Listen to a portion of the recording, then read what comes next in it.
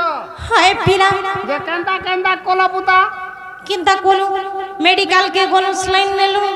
और कण करो भात तो नहीं रुचबा जे सलाइन रे हला भाल ए हेती तो मन बोध नहीं हेला जे बाबा के डाकी आई छे हां हंता हला मामू गो सुजा सुजी दरकार बोले कहो दुईटा नेली दुईटा कल दुईटा चट्टा ही गोला जी हंदा का जिन गो वो कोनी भांजी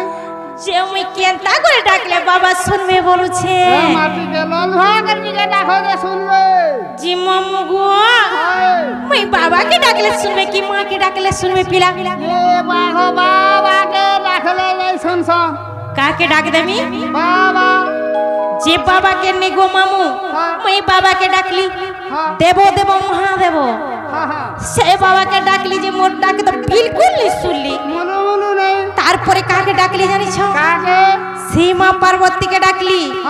से भी मोर गुहारी नहीं सुनली अगो मामू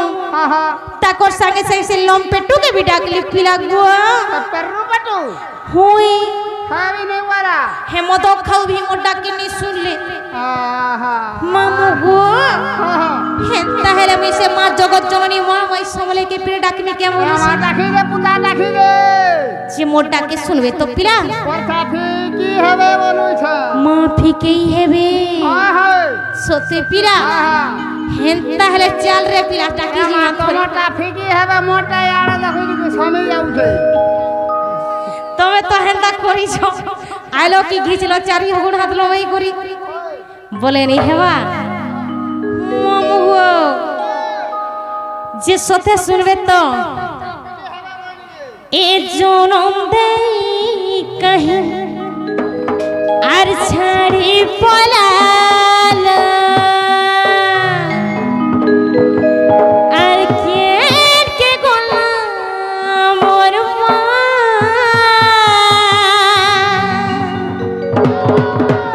मामू गो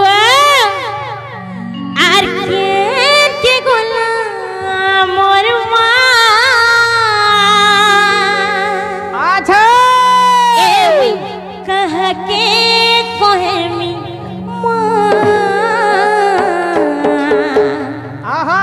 इहा दे कह को समले ए कह के कोहेमी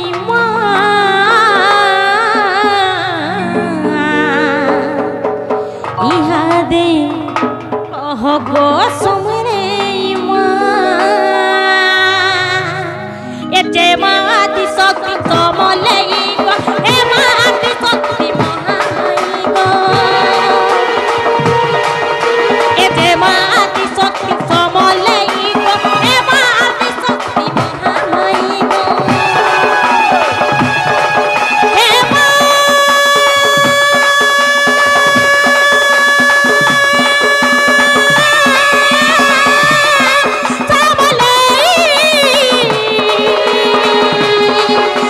समले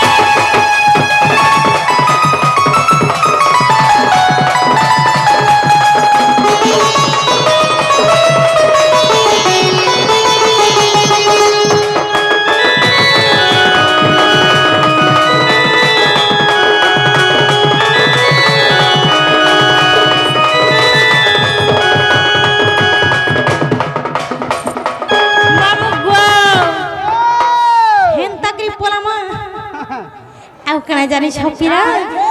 चेर फटे कोले कमुई